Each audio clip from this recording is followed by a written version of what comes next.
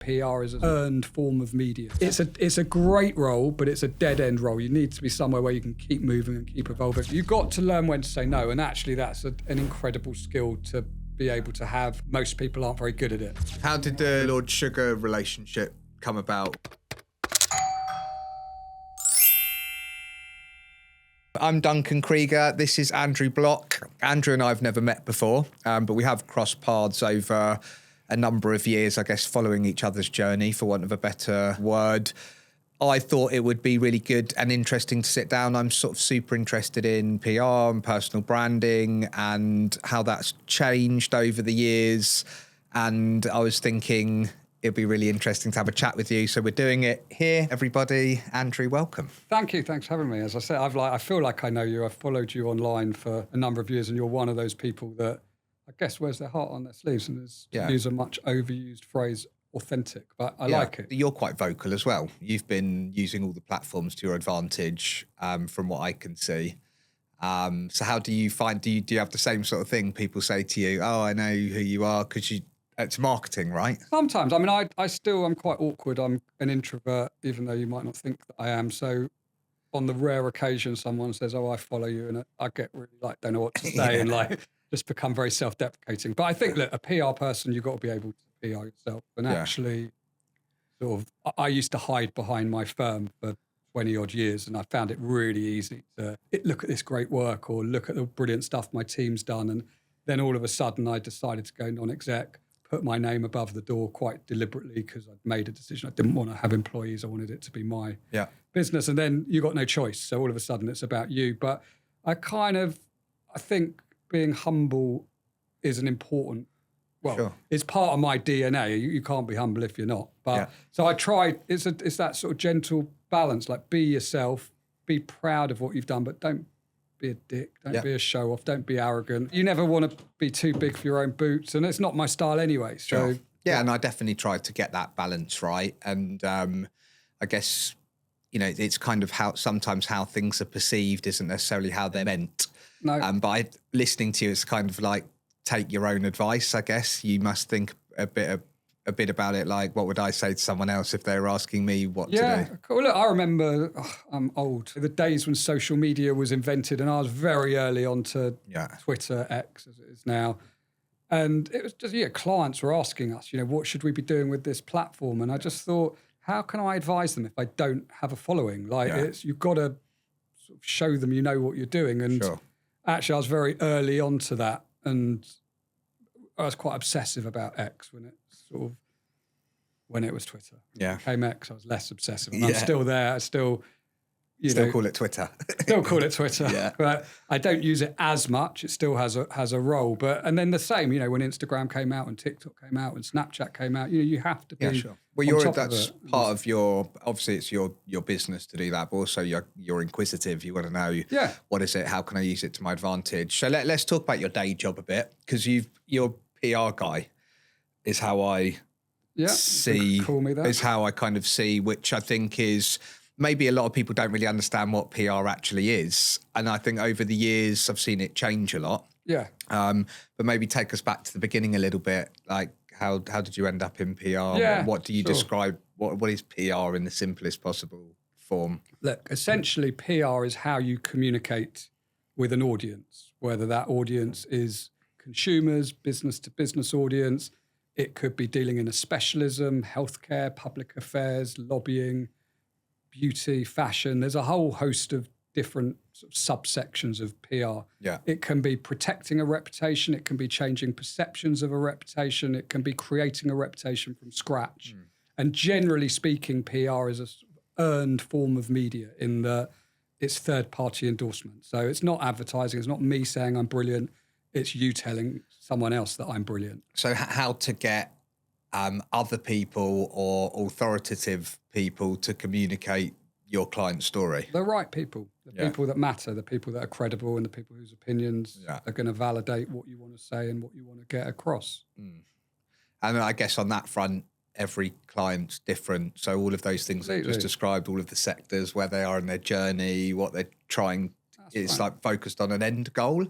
Like, what are you trying to That's it. I mean, you just nailed it. I mean, I will always say to someone, don't do PR for the sake of PR. It is about what's your business objective? What do you want to achieve from it? And if you don't know what that is, or there isn't one, it's kind of vanity, or why bother? And I mean, look, what I do now is a lot more diverse and broader than PR, but PR was where I started my journey. So take me back a bit then. Where did you start your journey? How far do you want to go? So work-wise, I'm always a bit. I'm not that I'm disinterested in the educational part, but I think for me, this podcast has always been, it's been about business, property, and positive thinking. So normally, to the beginning of your mostly the people I like to sit and talk to, there's a positive edge to it. It's like, well, how do we make shit happen, basically? And then property side, we'll see where the kind of crossover is. I assume at least some clients over the years and those sorts of things. But from a business perspective, I guess kind of your journey into business. Well, look, the short version is I always wanted to go into advertising. I was creative at school. An art teacher said he thought I'd be good at it. I clung on to that idea. Getting into advertising was pretty tough, arduous process. I was sort of going through it, but I was hungry. I wanted to make money. I wanted to get on with it. And my mum said, why don't you try PR? That's similar. Didn't really know what it was. Wrote to a load of agencies. One of them wrote back. It was an agency called Lynn Franks. Very, very famous agency in the 90s, 80s. It's what Absolutely Fabulous was based on. Crazy place. You know, they invented London Fashion Week, British Fashion Awards, had all these mega celebrity clients, fashion clients. Very, very cool. I got put in the boring bit, which was actually the best bit. It was the bit where all the big brands, the Coca-Colas, the Lloyd Bank, the Rover, British Telecom, they all wanted a piece of that glamour, the fashion, the music, the entertainment.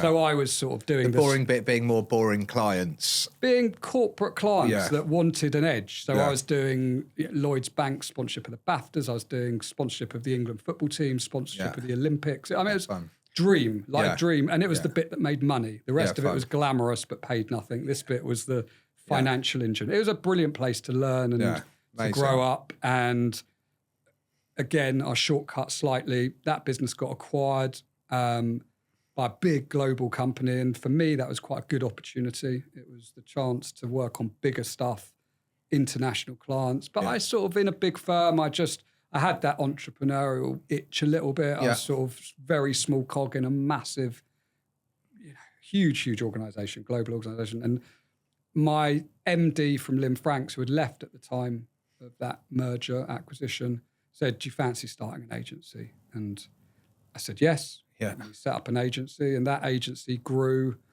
and is still growing and is a phenomenal agency, offices around the world, brilliant clients, brilliant campaigns, completely sort of changed the face of consumer PR, sold the agency, bought back the agency, a whole host of things happened. And it got to 20 years in, which was 6 years ago, 2020, and I just had a bit of an entrepreneurial itch to scratch again. I felt like I loved it. It was brilliant. It was my life. But you can never fall in love with your company. You have to. And I was just bored. That's the wrong word because I was busy. But there was something missing. So I decided to go non-exec, and subsequently sort of I'm still a shareholder, but nothing to do with the company anymore. It's on its own journey now, still doing great. And then I decided, what do I want to do? COVID hit about 3 weeks after making that decision, which was actually a blessing. But at the time I was a bit like, for fuck's sake, I had 20 years to make this cool. Why do I do it now? But it was a time of change. And I've realised that in and amongst times of change, people need people like me. So I knew what I liked, what I didn't like, what I was good at, what I wasn't good at. I didn't want to have employees anymore. I just wanted to focus on high value, use my black book, connect the dots, make deals happen. Were there things I assume you couldn't do while still being associated to the other firm? No, I mean, I was non-exec. And the plan wasn't to go and do it again. No. It was to do something different. That is different. And we're all, we're great mates, we've grown up, so it's nothing like that. And actually I stayed as non-exec until the point where I wanted to invest in another business and become a non-exec chairman of a business that competed with it. Fine. And that was the point where I said, look, I step away from that bit now. And it's actually really hard being non-exec of a company that you founded and I'm sure having an opinion that people don't want to hear anymore. And I've got some experience of that for sure. It's tricky. It is tricky.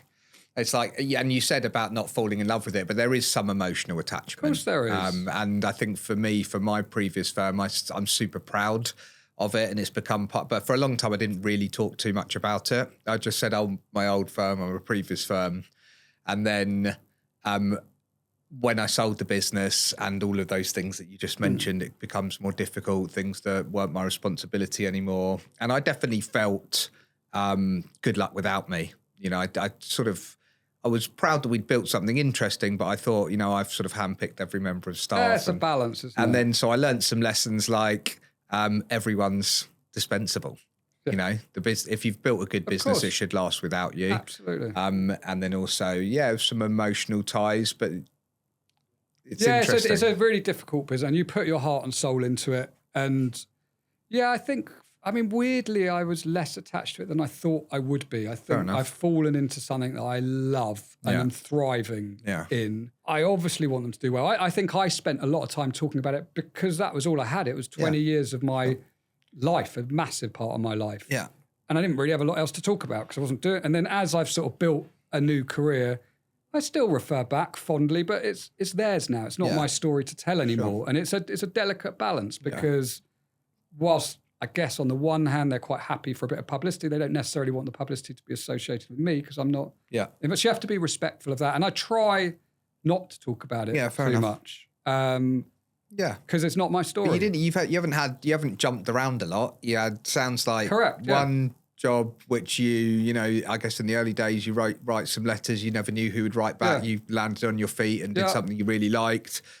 Then you made the leap to this business that became a very large part of your working life, and so really those two main jobs, and then we're going to get up to, I guess, you're saying your sort of new thing on your own, not a big team. You know, all sounds sort of super appealing using your black book.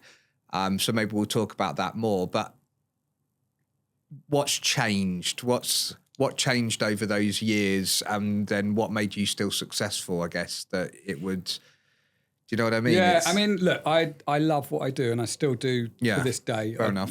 Which is very annoying when you tell people you jump out of bed and you're energised. And well, they do say if you do something you love, then you're not really working. Yeah, and most of the time I do. Yeah. Yesterday I didn't love, but that's another story. But, you know, I love what I do, and I've got an energy for it.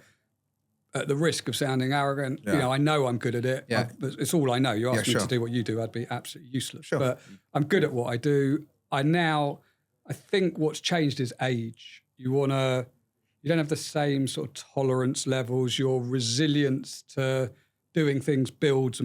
Your ability to spot opportunities builds. You make your own luck because you're working hard and you're good at it, and you can spot where the opportunities are. So it's all those sort of things change. And now I'm doing it on my own terms. That's why I didn't want staff. If I don't want to work, there's no one to tell me I have to, although there kind of is, because you're always responsible. Sure. And it's interesting because I think I've sort of thought about this before, but the longer you've done it, the better you should be at it. You know, it's like starting again with the knowledge of all of those 20, 30 years prior, you should be better at it. And definitely love that idea that you enjoy what you do, so it doesn't necessarily feel like work, but to the point now where you can just say, that might earn us some money, but I don't want to do it. I always say, like, earn, learn, have fun. Like, it's got to tick those three boxes. There's no point doing it really if it's not making you money. When I say learning, it's challenging.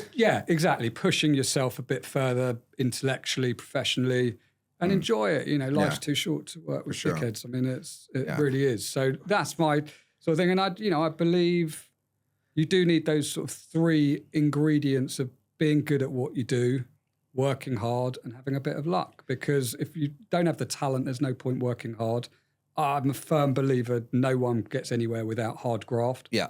And you sometimes need that bit of luck. You know, you can work hard and be good at it, but just not have the opportunity. You talked about making your own luck. So tell me how that works. I mean, it's something I would say as well. It's like the harder I work, the luckier I get. But also you said that just years in the tank. To me, because everyone says you make your own luck. It's like, it's such a cliche, but it's about spotting the opportunities, I think. Sometimes luck is there and you just don't grab it. You don't know that you have to be open to receiving it. Yeah. And you have to know when it's there, how to capitalize on it. I mean, I'm trying to intellectualize it. It's not as really as bright as that. No, I know but what it's you I mean. just think experience shows you, things happen in your Part life. of that's timing as well, It's right? all it's timing. It's being a judge of people. It's being you must have the same. You get so many opportunities thrown your way. Sure. And that luck comes from the right thing landing at the right time. And sometimes it is complete karma. You've gone out for a coffee and started chatting to someone. But it's being open to having that coffee. Correct. And similar to kind of this chat, it's like... You never know what's going to come. And when I did first sort of go out on my own, again, I feel like a walking cliche, but I just thought I'm going to say yes to everything. Yeah. And my only rule I put in place was I'm not going to dedicate more than half a day of my time to any one thing because I don't want to meet someone, they sort of say, look, I want you to do 3-4 days a week. And then I'm closed to other stuff. Yeah. But I'll happily say yes, even if I'm not quite sure. And that was my process really of figuring out what I liked, what I didn't like, what was making me money, where I was learning, what I was earning. All of that kind of stuff comes from just getting on with it. So tell me about the current venture. So you started up on your own using your skills, and what actually do people typically want your help with? I have a business which really has 4 or 5 different pillars to it, is the easiest way to explain it. So in no particular order, and PR is one of those pillars.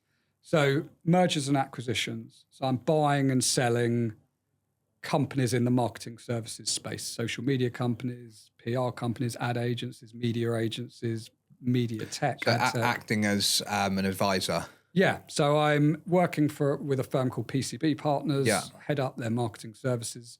So on the buy side, it's working with big corporates, PLCs, conglomerates, private equity. They have specific requirements and needs. You go out and find stuff that isn't for sale, that's off market, and you transact. On the sell side, it's the opposite. You're working for those companies and you're finding them the best possible deal. Yeah. So that's one column. And just on that, are you doing more on the buy side or the sell side? It's a bit of both because I'm actually one of the only people within the firm that does both. Yeah. But it's circular because you work on the buy side. I might try and speak to 10 companies and one of those gets bought and the other 9 suddenly have an itch and they're like, hang on a sec, they didn't like us, but do you think someone else will? Okay. So it kind of feeds into each other. I like both sides. I probably prefer the sell side because you have a bit more control, but they're both good. And it's quite broad as well, kind of media, social. It is, but it's my network. Captures quite a lot. It does. But it's also, it is my niche. That's where I've grown up. So this is one of the, I'm not a corporate finance person. I work with people that are far brighter than me, that are from the KPMGs, the Price Waterhouse, all of that lot. But I'm the one that's worn the T-shirt and been there and done it. And you've got significant insight and understanding of what those numbers actually mean and what those clients actually look like. You can talk to them in a different way. Yeah. If you've sold a company and, look, I wasn't fully responsible for the sale of my company. Obviously, I had a significant part in it, but there was lots of people involved in that transaction. I was probably quite far down the pecking order. But I know I know the emotions, I know the decisions, I know what we had to do to pull the different levers. I know what it felt when I sold it. Yeah, what it takes to get it over the line. Yeah.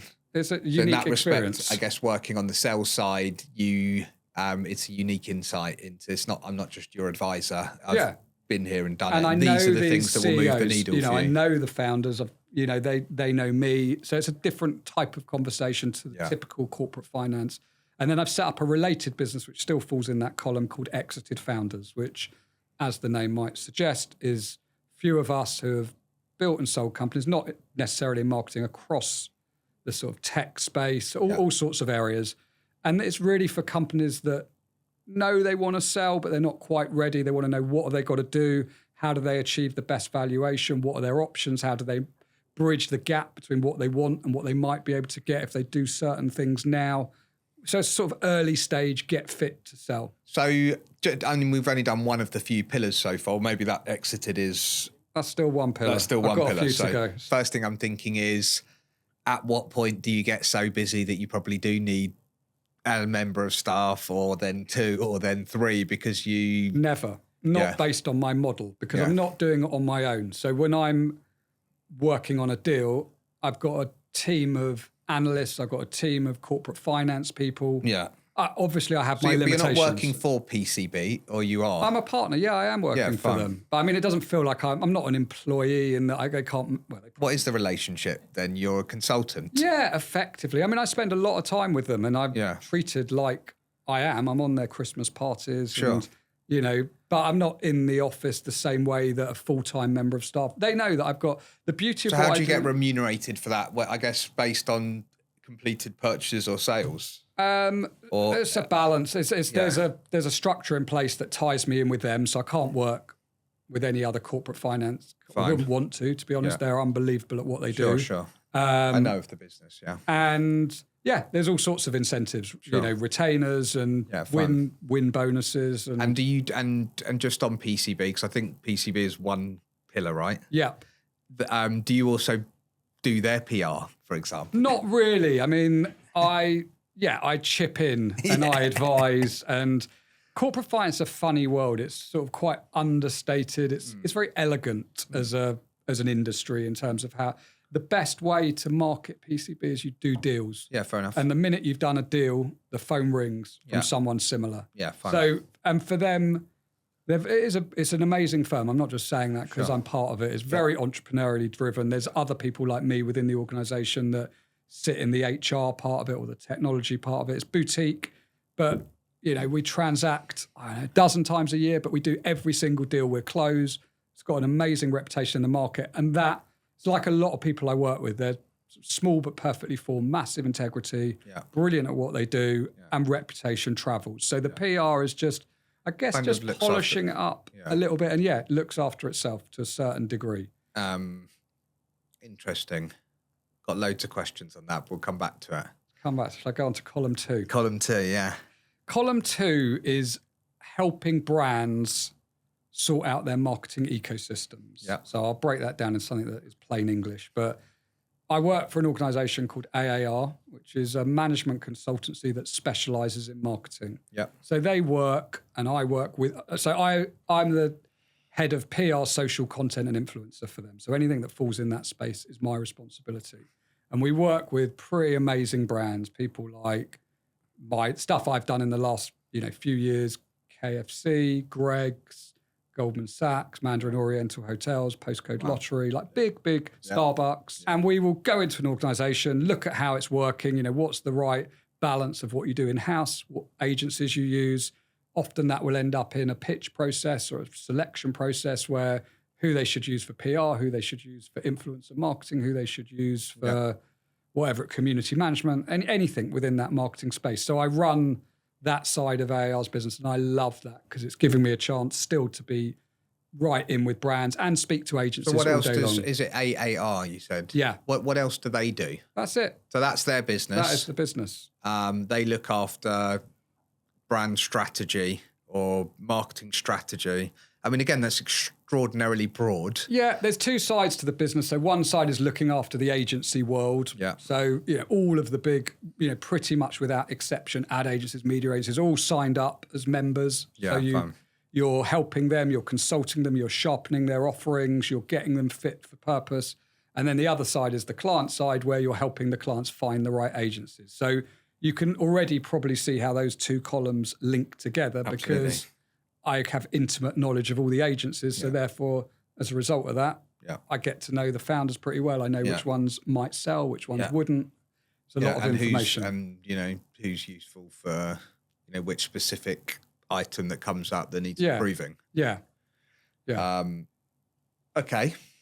So how much of your time do you spend doing that? Is it quite structured? Everything is a juggling act. Yeah. And people often say to me, how do you have time? And I think... Well, because even if it's one day a week, it's not one day on a Monday. It's not as structured as that. I mean, I think the beauty of running an agency, if you're good at it, you're very, very good at managing your time and juggling and spinning plates and knowing what's urgent, what's important. And I grew up. That's all like that is running an agency. It's very reactive, isn't it?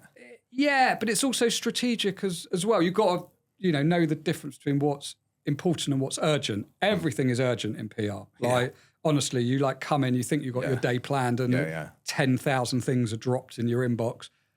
Some of those are important and urgent. Most of it is just urgent. So you've got to figure out how do you get the bigger stuff done. Otherwise, you never evolve the company, build the business. So I've been trained into that way of working, and now effectively that's what I do. So there are times where it can feel a bit unmanageable and overwhelming, but most of the time it's okay. Yeah. So, but it's not like I do Monday, I do that. Sure. Tuesday, if I showed you what I've done today, I haven't even got to the other columns yet. Where do you work? Do you work from? A mix. I work from home mainly, but I had a baby nearly a year ago now. Which Amazing. Congratulations. Thank you. Beautiful and challenging to work from home. Like I'm sort of reluctant to move out because I didn't have that luxury with my other kids. And I sometimes didn't see them from 7 a.m. till 7 p.m. Whereas now I can, but it's hard. So it's a balance. And I work where I need to be. I'm all over the world. My clients are global. So wherever it takes me, Mill Hill or wherever, Mumbai, doesn't make any difference to me. My third column is non-exec and advisory work. So I sit on the board of 4 or 5 different, mainly marketing services businesses, helping them grow, helping them attract new clients. And then as a result of that, I've kind of invested and taken deeper roles in some of them. So I've invested in a business called Stacked, which is a consortium of agencies. It's a PR agency, a social agency, a digital web UX branding agency, and then a platform, which is a platform to find freelancers in those areas. So if you can't afford an agency, it's a pre-vetted, best people in the world. This is how you access them on this digital platform. So I'm non-exec chairman of that. So I'm a bit more involved, and I've invested and basically set that up. Yeah. And then another business called Big Dog Talent, I've done the same with. Big Dog Talent is a booking agency for celebrities, creators, A-list talent. Yeah. Take everything from sort of big conferences and events all over the world to advertising, endorsements, PR deals. But it doesn't hold the talent. Yeah. I do it in partnership with an amazing woman, Holly Adams, who's a celeb booker that for years and years and years has sort of booked for Piers Morgan, booked for Anton Deck, the list is endless. Sure. So the two of us together, her celebrity contacts, my marketing contacts, that's how that business works. And I'm, again, non-exec chairman of So how many people, for example, run in that business? Just the two of us. Just the two of you, It's very, very black book driven. Sure. The beauty of what we do is we can get to talent in 5 minutes, whereas an agency, it might take them a week to find the right person. Get through a few different channels. Yeah, like we're going generally direct via WhatsApp in a minute and getting better prices. Yeah. Which is the beauty of and that if it's something business. you can actually do, then it doesn't take up too much of your time. Otherwise, you're not going to spend your time trying to get to something you can't reach. No, exactly. But you can. If you know how to do it, you can get. It's having the knowledge to get to the right person, but also to be able to do the right commercial deal, because it's one thing reaching them, it's another thing transacting. So I mean, we've done amazing deals, like gone all over the world with this business, and the biggest, honestly, like Hollywood A-list. It's unbelievable, that business. Examples of who? Or? I mean, some of it you talk about, some of it you don't. My bit that I'm responsible for is mainly business people. So I've Branson, Lord Sugar, Karen Brady, Stephen Bartlett. Yeah. And then some people who are sort of top of their field, like Anthony Joshua, Marco Pierre White. Did Joanna Lumley a few weeks ago I'm not going to jinx it. About to do a massive deal with one of my football idols, which is a bit of a pinch me moment, but I'm not going to talk about that. That's kind of nice, because it feels like you've designed, that's maybe one of the businesses designed around something you like and you enjoy, and like you said, using your black book, but that kind of pinch me moment, definitely the right balance of the 3 things that you said, like you enjoy it, it's a challenge. For sure. Without being crass about it, I love doing a deal. It doesn't matter if that deal is 50 quid or 5 million quid. Obviously, I'd rather. That's the entrepreneur in you. Whether, and even in your PR days when the numbers didn't affect it so much, there's still something nice about what drives deal junkie. Yeah, and actually, I like to have that mix of, with the talent stuff, you can be in and out. I could get a phone call this morning and I'll have done the deal by lunchtime. Yeah. When you're dealing with M&A and some of the other stuff, years, like sometimes 2-3 years to do a deal. So I don't want to be the sort of estate agent who's sort of waiting to sell the house to go on holiday. Like I want to have that mix, and I'm fortunate I can sort of mix everything together. So that's the sort of pillar 3. Yeah. If you're still with me. Yes, I'm with you. I am. No one else is. Yeah, I mean, I definitely if am. nothing else, you can use this podcast to fall asleep at night. No, I don't think so. I think it's super intro, loads of interesting stuff. Tell me more. Okay, so pillar 4 is the PR bit. And I guess when I sort of stepped away from my old firm, the one client that I took with me was Lord Sugar, who had been a client of mine within the agency pretty much since day one, so 20 years now. The relationship is 26 years. Brilliant. So, when you're doing talent PR, it's a lot deeper than an agency. It's about the person. So, we go back. Obviously, has been a massive influence on me and a big part of my career. So I still look after him and all of his businesses and all of the people that come through The Apprentice, which is now in its 20th year, filming 21st. So any winner, I will work with him to shape the business, to market the business and effectively take them from being a TV There must star. be a load of businesses there that you've effectively collected or... Loads. That's that's a sort of PR's your 4th pillar, but that bit alone is like a lot of agencies would die for that. Yeah, but those businesses, he's not with all those businesses anymore. They sort of go through a life cycle, and some of them are now you hand them off, but also I don't, I really help them in that early stage of the journey because I know what it's like to be sort of chewed and spat out by the media when you come through a show, and I help them with establishing the brand and essentially getting them seen as credible business people, and then. If it's a beauty business, I might put them in touch with a fantastic specialist in that space. Sure. There's a business that's an air conditioning business. I want to be doing the PR for an aircon business, although it's quite an easy job at the moment. But, there's specialists in that space, or it might be recruitment. There's specialists in that space, property, specialists in that space. And that part of it's more like guidance of... Correct, yeah. Where are we going to go? What do you need? Like all this sort of... figure out what they need. Yeah, and again, that's my little black book bit. That's where the connections, I know all the best adding agencies. to the black book as well all the time, I guess. If somebody goes on a journey that you weren't expecting, you were there at the beginning, sometimes they go from using my black book to in the black book. Yeah, and they're all different and they're all amazing. How did in their own way. the Lord Sugar relationship come about all those years ago? That started when we were sort of a few months into the agency. We got an introduction to the Amstrad business. Nick Hewer, who some people might remember, was early on The Apprentice. He was retiring and they needed a new agency. And I won't give you the whole story, but we ended up winning the business. Yeah. I kind of didn't know Lord Sugar. He wasn't involved in the pitch. He had a bit of a reputation for not liking agencies, not liking consultants. It was sort of in my head, I was like, we're better off kind of staying in the shadows. But inevitably over time, you get to see someone that launches big events, crises, and we just sort of built that relationship over time. I wouldn't have called myself his spokesperson, 26 years ago. I wasn't. He wouldn't have even known who I was. But you build that relationship, and it is one that's built on trust and knowledge, and it's just built and built and built. So, and after that long, somebody, what they're looking for, how you can help. It becomes very hard, I guess, unless something unforeseen happens that either of you would want to change that. I think, there's a lot of trust involved. I will never let him down, or not deliberately. If I do, I'll put my hands up. Of course, I've made mistakes over 26 years. I'm only human. But I think the main thing is we know each other so well that, we will probably speak a dozen times a day minimum. Fine. But the length of those emails or WhatsApps or voice notes will be 2-3 words. Yeah, fine. It's a yes, no. There's no niceties, no hi, how are you? Or how are you getting on holiday? It's just do you want to do this? No. I'm going to ignore this. No. Yeah. I'm going to put this statement. Is that okay? Yes. Yeah. You can't build that in 5 minutes. It takes a lot of trust. That kind of, I think we're on pillar 4. Is all around that original relationship and everything. I guess for that, the reason you talked about trust, I guess any time that comes up in his world, it's like...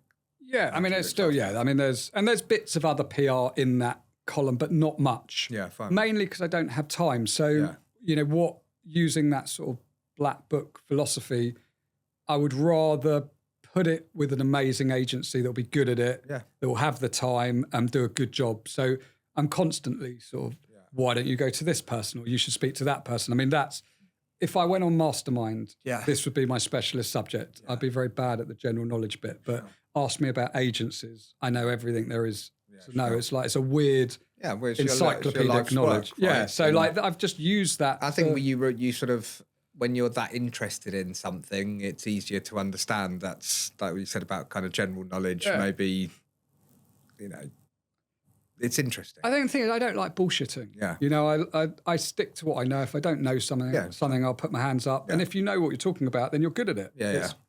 And you say yes to the things you're good at. So and apart from Lord Sugar himself, is there more active and less active things going on there right now? Is there other things within his business? I mean, it's the most. He's an amazing person. Yeah. His appetite for business at nearly 80 years old is, you know, leaves a lot of people, you know, to be shamed. Yeah. And it's never quiet. And there's always surprises. And look, it's always busy around The Apprentice. We've got a relatively new winner at the moment who is phenomenally talented. The business has like flown faster than any other winner that has been on the show. It's sort of, you know, did $1 million in sales within the first month or two. It's an amazing business. So that's a big focus to scale that up quickly. And what's that business do? It's a beauty business. It's called Kishkin, and it's the girl who's the founder, Karishma Vijay, is an incredible ball of energy. Sure. Is an influencer. I hate that word, but you know, 1 million followers across TikTok and Instagram. So it's a big platform to sell the product. We've used that to, you know, in a way, broaden Lord Sugar's appeal to a different audience, new audience. So there's a lot of energy in that, but it's kind of that's quite interesting because strategically you've used that as a. You know, as in, it's not just about necessarily the business investment. You've spotted the opportunity. Actually, this could help to raise the profile of other things that you're doing. Yeah, I mean, one of the things I see with The Apprentice is, you know, there's a lot of small business ideas, and essentially it comes down to the person and their drive and their ability to make it a reality. You know, what this girl had as a business was an amazing product, which really helped because there's an authenticity to it and a credibility, but her energy and her drive and her focus was like nothing. I think another way to say that, if I'm reading it right, is that she could or probably would be successful doing something else, whereas somebody else with the same product might not have made. Someone else with the same product might not have been as successful as her. Yeah. But she is also, you know, 26 years old, aware of her limitations. And what someone like a Lord Sugar brings is, and his team, which I'm a part of, but there's also commercial finance, all sorts of legal. I mean, just incredible years and years of expertise. And he's built a beauty business not so long ago that, you know, was worth 70, 80 million pounds. So he knows how to scale it from a kitchen table to that level. And now he applies that to someone else. So it's a good combo. So I never get bored with it. And it's it's constant. You know, the new show started filming the day after the old show finished on air. Like it's relentless, but I'm sure, but brilliant. Yeah, it's super interesting, and it's one. I guess sounds like one of the only thing that you've kept consistent over the last it is actually 20 years, and otherwise, again, struggling to see or quite figure out how all of those things you've described so far are you and you only. But I guess it's because I've got used to saying, well, if we're going to do that, we're going to need to.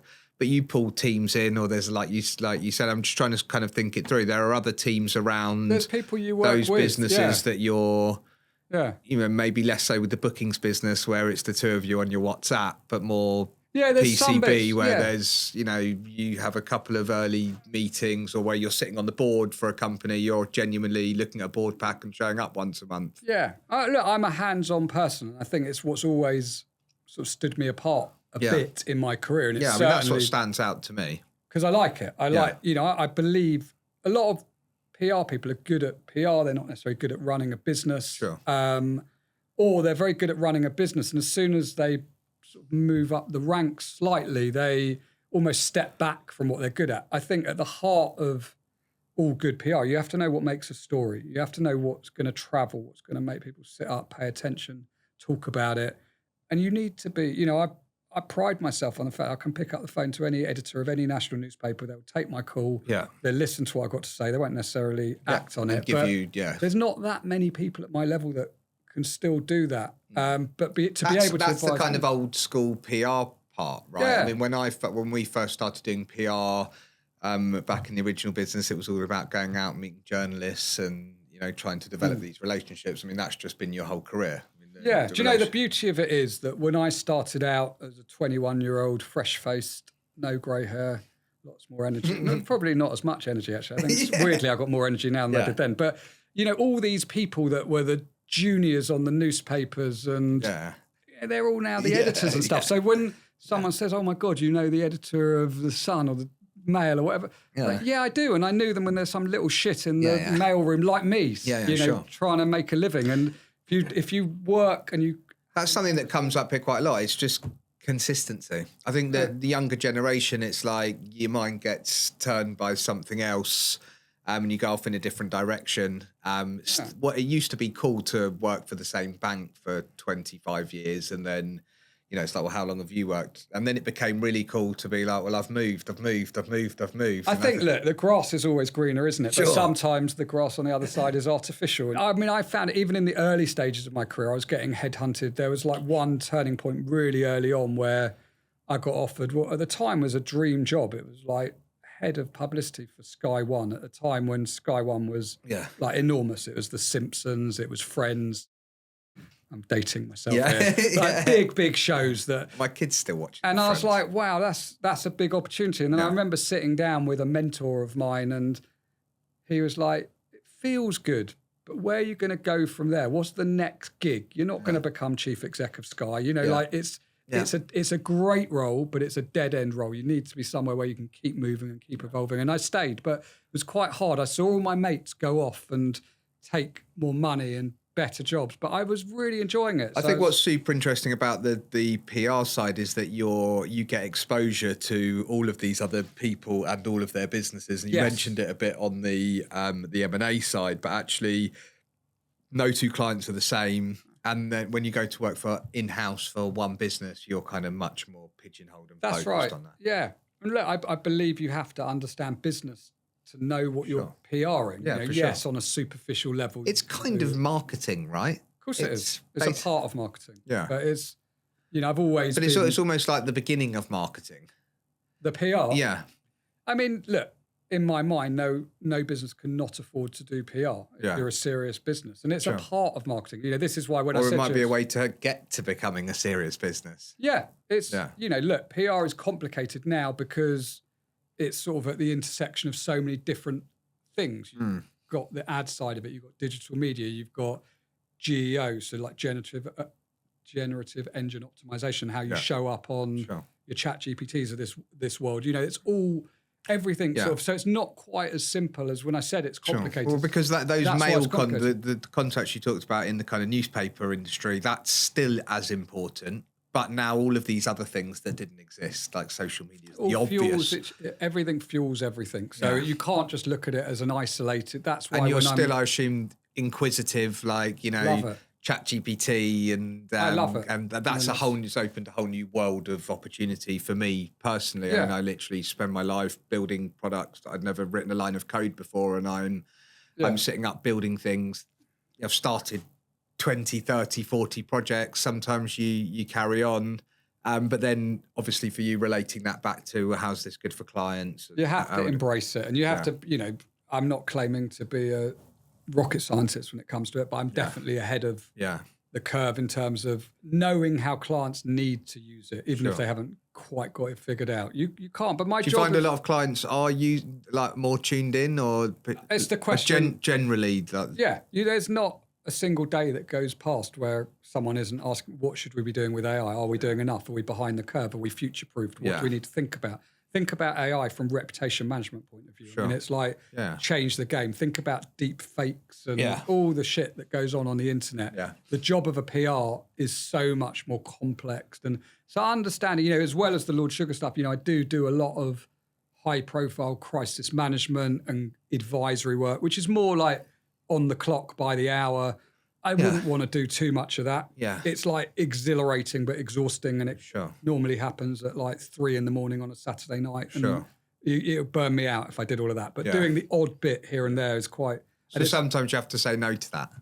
You have to say no, or you have to put it with someone that can do it. Yeah. But occasionally, and it's all the stuff you can't talk about, the stuff that never makes the papers. That's the and whole it's point. incredibly rewarding to do Yeah. it. And there's people that still thank me 20 years later for keeping a story out on the day of their wedding or whatever it might be, like saving their marriage. They would make the good podcast stories. Yeah, they would. But they never will. Again, that's why you sometimes get the they do. opportunity. Look, I remember in the early days, Max Clifford was like a bit of an idol of mine. This is before any scandal, but as a publicist. And then I went to see a talk with him, and I was really excited. He was like, he was the man. When you thought PR, you thought Max Clifford. And then he was so indiscreet. He told all these stories about his clients, how much they paid him. Like, oh, this one's gay and they pay me not to tell me they're gay. And this one pays me 10,000 a month. And this one. And I was like, it was fascinating. But I left and it just felt a bit grubby. I was like, how can you takes the shine off it. You can't do that. I mean, look, there's, I've got stuff with my clients which I don't tell anyone. I just will take it to my grave, and it's nothing like, to be fair, massively that. I mean, it is interesting. It's stuff that could still nature, though, as well. It's like, so I sort of always felt you got to be, and now because I'm at the intersection of so many different things, I've got so much confidential information in my brain. Yeah, but I have to just keep it all compartmentalised. I never use one thing to advantage. No, but I think we talked about it before. But it all makes up your kind of your ability to make decisions, understand how you can help. Doesn't mean you necessarily need to talk about it openly. No, you've got to be trustworthy, and you have to have integrity, and that's in PR, reputation is everything. I mean, I built my career because people trust me, and you say I've only got one client I've had for 26 years. Well, actually,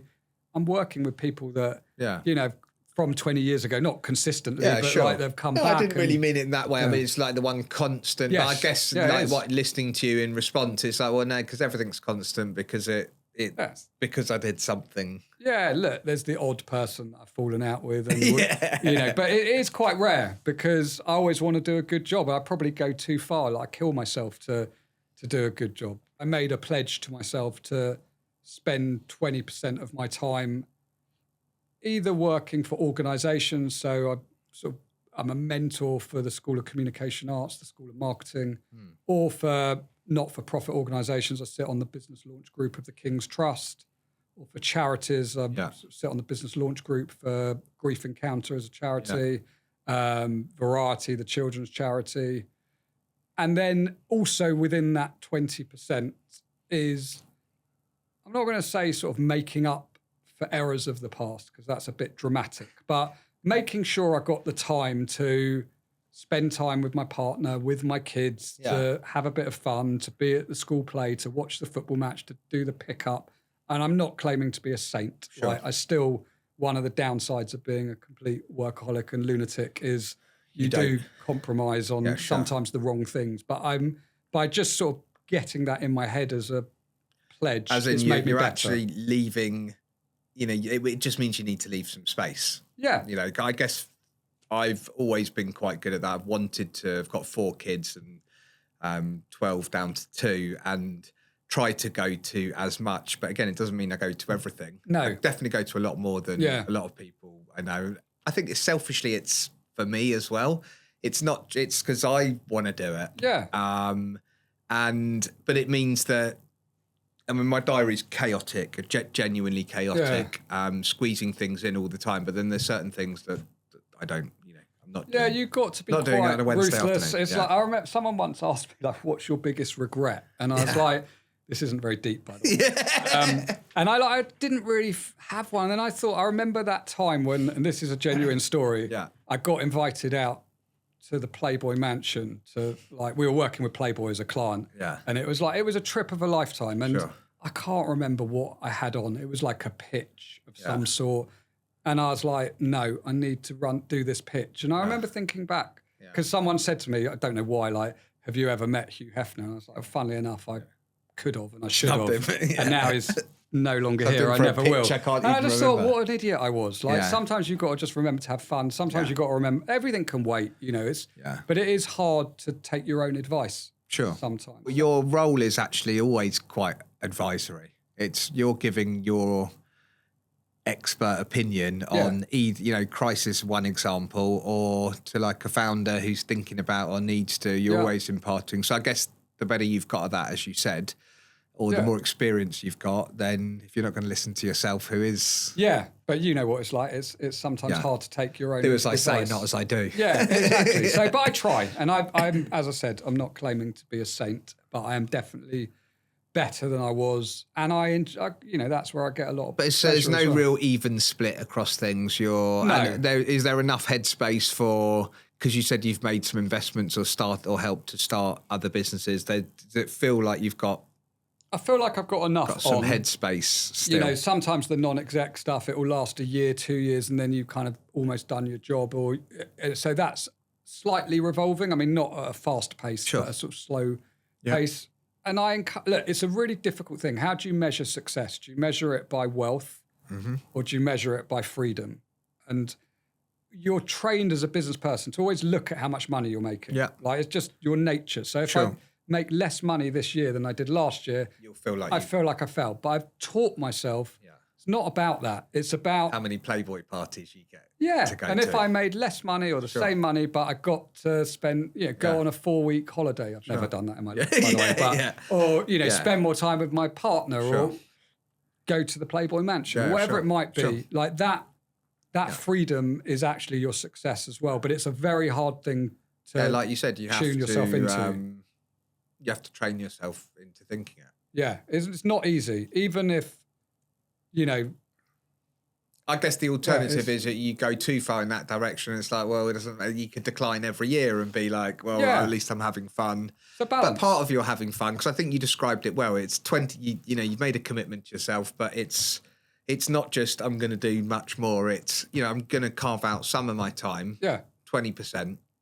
So that I can do things that I maybe didn't do before. That when I say yes, it falls into that bucket. It just still means you can't say yes to everything, obviously. No, you've got to learn when to say no. And actually that's an incredible skill to be able to have. And most people aren't very good at it. What I was going to say actually earlier when you were talking about, it's kind of obvious the harder you work, luckier you get sort of thing.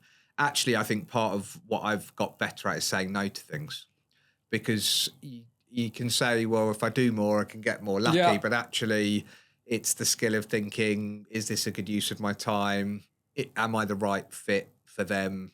And, it's sort of get sucked into things that maybe seem sexy on the outside. 100%. And it's how can I use my skills effectively? How can I make the most of it for everyone? I think the thing I learned when, even when it was my own company, I was still taking a salary. And you have a good month, a shit month, you have a holiday, you have... lose a client, you're still getting a set amount of money every single month, month in, month out, last day of the month. There's a real security in that. And then you go to being on your own, and that doesn't exist. You've got to hunt to... But I'm relaxed about it, and I'm in a fortunate position. If I make nothing 1 month, I'm not going to, be eating bread and baked beans, thankfully, which I don't take for granted, but I'm not. So you realise your most valuable commodity is time. And it's actually the sort of saying yes to something. Really, the negative of that is the opportunity cost of the next thing that might come along that could be better. So you've got to have the confidence to do it. And it's hard to do it. And I'm still not very good at it. I am miles better than I was. And I won't take on things for the sake of it. But I'm a naturally enthusiastic, energetic person. And if you would pitch me a business idea and I liked it now, I haven't really got time to do it, but I'd end up saying yes, probably because I like you and I want to do it. For sure. It's my nature. On that note, I really appreciate your time. Thank you for taking the time. Super interesting for me. Look, I do think there is a lot there. And I think sometimes for you, you're in it all the time. So it might not sound that interesting, but I think it is interesting. There's loads there from... when you start, it just started with somebody saying to you, you're interested in this, maybe that might be good for you. I think it's quite hard now. As I said, I've got 4 kids of my own. Imagining what they're going to decide to do for the rest of their lives seems weird. I try to say to my kids, what I really want them to do is something that they enjoy. That's like what are your, sometimes you work really hard so you can do your hobbies on the weekend. And I think I remember thinking, I want to get a job to provide for myself, or I want to build something so I can provide for myself. I never really thought, what is it I actually love? And if I could, if I liked surfing and I could make money out of doing, like I love skiing, I love going to Arsenal. I love the Formula One. I didn't really ever think about that they could have been my career path. Yeah. They're more like things I do on the weekend. Yeah. You know, early in my career, I was doing a lot of sport and entertainment. And because I had that philosophy, I like football. Yeah. So let's do stuff in football. Yeah. And I was working for Puma at the time Sure. and doing all of their boot deals. And then Puma Kings.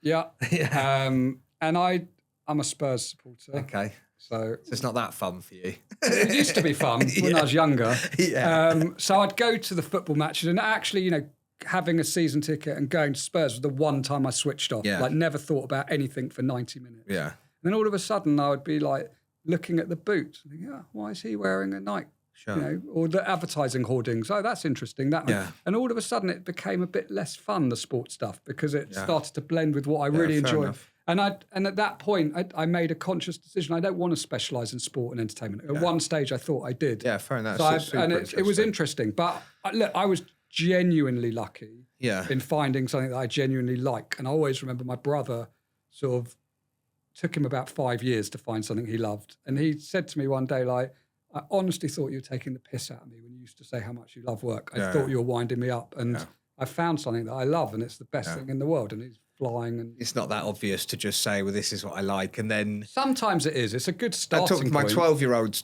particularly because he's sort of starting to be more inquisitive. But even if Formula One was the thing that you like, then there's a million different things associated to that, from like a Netflix TV show to, you know, an engineer. That couldn't be more different, but at least but that is interesting. Like you didn't want it to spoil put my phone down and watch the football side of it. Because I still enjoy, I find it incredly difficult you still to go to switch off. Spurs?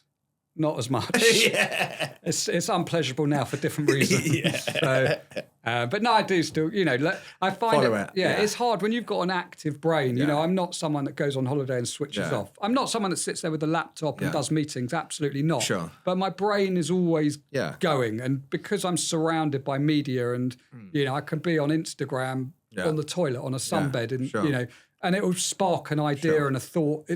I can't detach myself. Switch it off, no. And I don't want to. And I also, like, I think you have to be inquisitive and keep in touch with culture and current affairs and technology. And otherwise you become, you know, I'm relatively old in the PR industry, but I have this weird knowledge of, you know, women's fashion, beauty, you know, all the things that a 50-something bloke should not have any appreciation of.